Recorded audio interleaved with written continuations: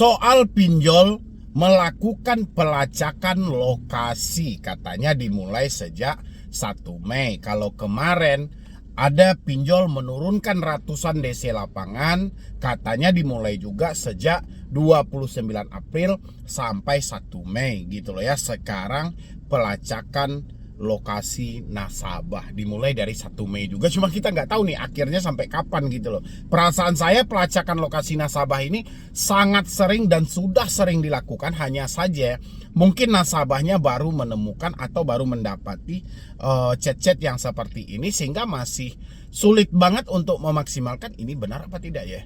Ini benaran ya, ini gimana, pasti aja drama itu selalu muncul. Oke, saya terangkan kenapa ada sebuah kata dari debt collector tentang pelacakan lokasi nasabah.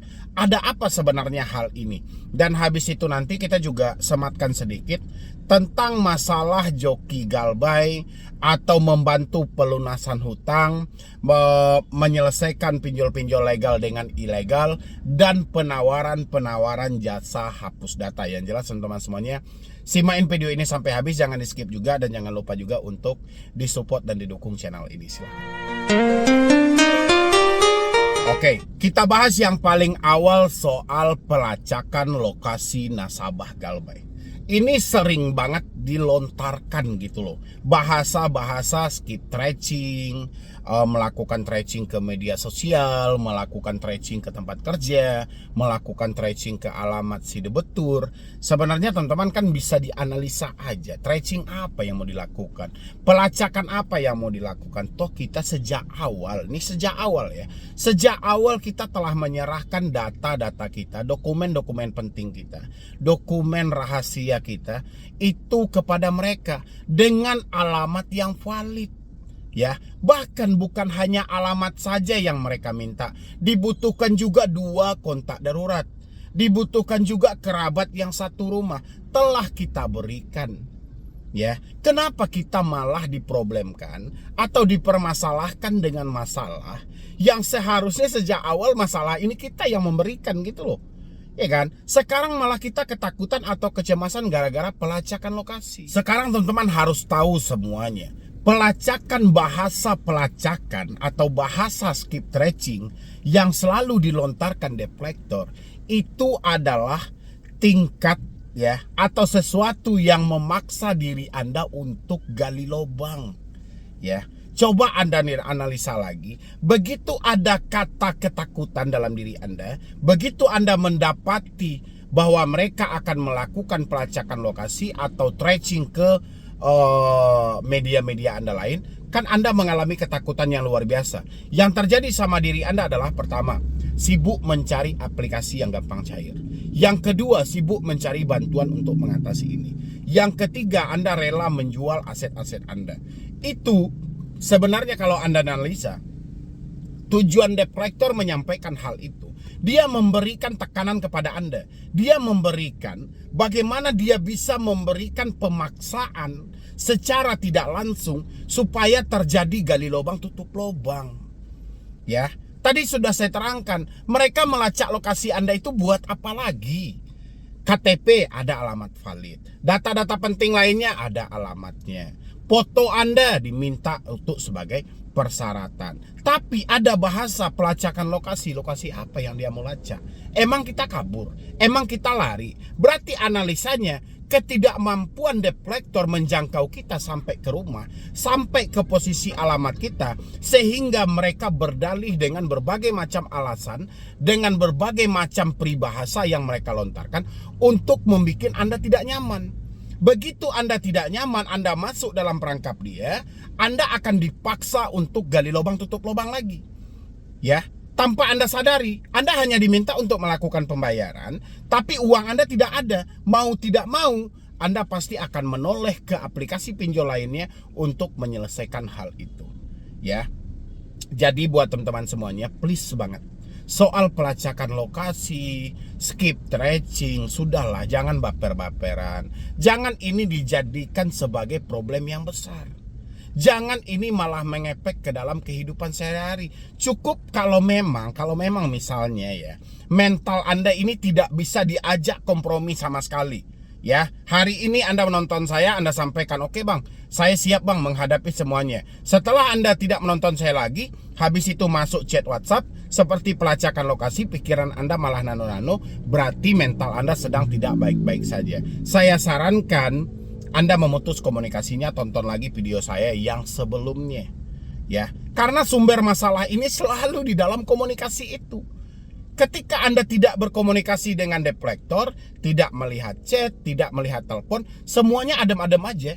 Semuanya baik-baik saja. Kenapa setelah ada chat WhatsApp, ada SMS, ada telepon, sehingga Anda sulit banget. Seakan-akan Anda paling kacau, sekacau-kacaunya ada di dunia ini. Ya, ini tolong disematkan dari teman-teman semuanya. Saya miris aja. Kalau ini saya biarkan terus-menerus, kapan ini mau selesai? Jadi itu ya buat semua teman-teman yang mengalami telat bayar atau baru jatuh tempo, umumnya di pinjol-pinjol legal selalu menggunakan bahasa-bahasa skip tracing, pelacakan lokasi. Udahlah, nggak usah baper-baperan dengan hal begitu. Soalnya debt collector itu apapun caranya mereka akan berupaya untuk mengambil lagi uang yang telah Anda pinjam, lengkap dengan semua perjanjian-perjanjian yang telah tertulis, lengkap dengan semua denda-denda yang ada, bahkan kurang 100 perak pun mereka tidak terima. Mereka akan berupaya, sebisa mungkin mereka akan berupaya. Jadi pelacakan-pelacakan lokasi yang dilontarkan debt collector itu, kalau Anda bisa memaksimalkan logika Anda, itu hanya memaksa Anda untuk gali lubang tutup lubang. Ya, sekarang kita masuk kepada jasa-jasa yang ditawarkan di luar sana. Ini juga berkaitan loh. Banyak juga dari teman-teman semuanya ternyata yang sudah masuk ke dalam dunia penipuan ini ya. Bayar admin buat amunisi, bayar admin yang begana, ada namanya joki galbay. Pertanyaan saya, galbay itu mau dijokiin seperti apa sih? Kan galbay itu gagal bayar. Di balik dari gagal bayar ini ada ketidakmampuan, ada ketidaksanggupan, ada uang yang sudah tidak ada lagi untuk dibayarkan. Kan itu yang jadi problemnya. Sekarang pertanyaan, ada namanya joki galbay. Itu galbay apanya mau ditolong gitu loh. Cobalah dari teman-teman semuanya, itu maksudnya kayak mana gitu loh. Terus ada yang bilangin, mereka ngajak kami bang menutupi pinjol legal dengan meminjam di pinjol ilegal. Dipastikan semuanya aman dengan sistem bagi hasil 40% sama mereka, 60% sama kita. Tapi pakai data kita. Semua data-data yang mereka butuhkan nanti di luar dari data KTP dan lain sebagainya, itu mereka yang melaksanakan. Pertanyaan saya, giliran terjadi problemnya, giliran terjadi permasalahannya, Anda yang hanya dikejar-kejar. Ya, walaupun secara datanya, walaupun secara faktanya ini bagi hasil, tapi datanya itu adalah data Anda. Dan satu hal lagi yang perlu teman-teman ingat ya, walaupun pinjol ilegal itu statusnya tidak resmi, pinjol ilegal ini tujuannya bukan semata memberikan Anda pinjaman terus mengambil keuntungan yang besar, bukan semata itu, tapi dia ingin menambang data-data Anda untuk diperjualbelikan nanti. Ya, ini salah satu yang harus teman-teman pikirkan. Dan habis itu yang nggak saya habis pikir juga dari teman-teman yang menggunakan jasa-jasa seperti ini, dengan pembayaran uang 300.000, 500.000, habis itu sampai 700.000, sampai ada yang berjuta. Ya, kalau memang Anda ada uang seperti itu, kenapa tidak Anda bayarkan aja ke pinjol? Ya, padahal setiap hari Anda masuk kepada saya selalu mengeluh dengan uang tidak ada, sudah tidak mampu bayar, uang tidak mencukupi, keadaan sudah tidak memungkinkan lagi. Tapi giliran Anda ditipu, Anda malah mau. Ya. Dan habis itu ada juga yang menawarkan jasa negosiasi hutang. Ya, mereka akan mencarikan pelunasan untuk utang-utang kita dengan 60% dari total semua tagihan yang ada. Kalau ada juga yang menyampaikan hanya bayar pokoknya saja. Sementara itu kita harus dibebankan uang di awal sebanyak 20% sampai 30%. Kalau seandainya hutang Anda 10 juta, yang akan Anda lunasi itu sebanyak 7 juta, terus Anda dibebankan dengan biaya sebanyak 30%, bukankah semua ini sama? Ya. 30% dari 10 juta, 3 juta. Hutang yang mau dilunasi kalau memang dibantu, katanya ya kan, Katanya kalau memang mau dibantu, hutang yang mau dilunasi cukup 60%. 60% tambah 30% jadi 90%. Kan sama aja jatuhnya. Dan habis itu kalau Anda punya logika juga, di sini mereka mempunyai rentan waktu yang cukup panjang.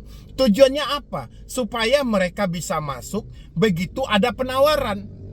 Ya, tidak tuntas, hari ini Anda bayar, besok pagi Anda bisa bayar pokok, yang ada Anda malah ditipu. Ya, Bang, ini mereka terdaftar Bang di OJK, ini mereka Bang resmi di OJK Bang, ini mereka berbadan hukum Bang. Pernah nggak OJK memberikan solusi untuk Anda yang mau negosiasi hutang pakai jasa ini? Pernah nggak OJK menyampaikan kalau Anda mau melunasi pinjol legal pakai jasa joki galbay? Ada seperti itu. Ya, justru OJK mengkonfirmasi di dalam akun resmi mereka bahaya menggunakan joki pinjol. Ya, bahaya menggunakan jasa-jasa negosiasi hutang. Selain biayanya yang sangat mahal dan mereka yang menjanjikan sama Anda sesuatu itu entahlah, kembali ke diri Anda aja gitu loh. Sudah banyak kasus-kasus yang seperti ini. Entah kenapa belakangan ini mulai mencuat kembali. Ini mulai viral kembali dan banyak yang meminati. Ya, gila nggak itu? Dia relain bayar sekian persen di awal, belum tentu hutang dia akan selesai. Ya kan? Hanya sebatas beri kami waktu 3 bulan, beri kami waktu 6 bulan, beri kami waktu 1 tahun. Ya akhirnya mereka hilang. Ya kan? Atau mereka menunggu sesuatu, penawaran itu terjadi. Kenapa Anda tidak menunggu aja? Kenapa nggak Anda pelan-pelan kumpulkan uang aja? Nanti Anda negosiasi. Emang beda Anda dengan mereka apa? Cuman beda merek aja kan? Bahkan Anda yang lebih bagus karena Anda nasabahnya langsung. Kalau memang konteksnya seperti itu. Ini yang saya nggak habis pikir dari teman-teman semuanya. Rela-relaan, habis-habisan. Terkadang kita komentari, kita sampaikan, juga nggak mengerti sama sekali. Bahkan mereka lebih percaya, lebih suka mereka dibohongi daripada ini fakta yang sebenarnya. Bahkan ada kemarin itu yang curhat sama saya. Untuk dia diberikan satu solusi aja.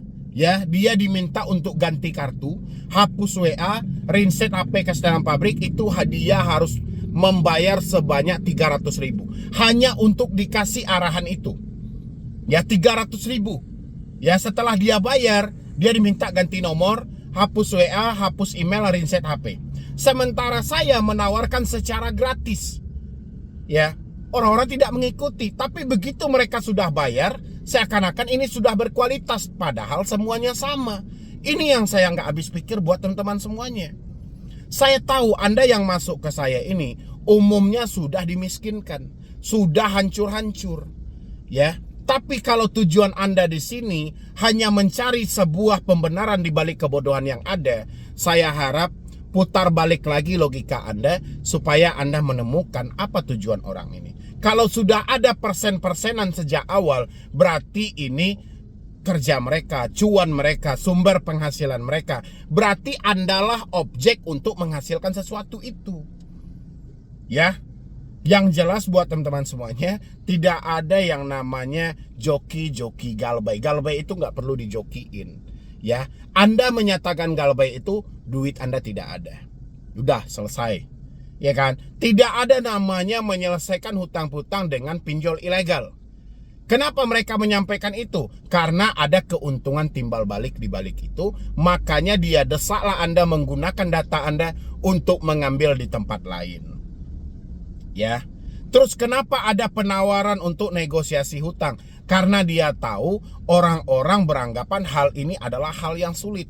Sementara kalau Anda analisa, mereka juga menginginkan cuan sejak awal. Mereka menginginkan uang Anda sejak awal 30%, 25%, 20%. Pikirkanlah itu. Dan habis itu ada juga yang rela-rela mencari jasa-jasa untuk mencari penasehat hukum. Ini juga nggak penting buat teman-teman semuanya.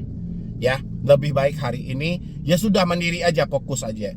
Sumber masalahnya itu cuman ada 3, telepon, WhatsApp, email. Kalau 3 ini sudah tidak ada sama Anda, pinjol apapun akan selesai.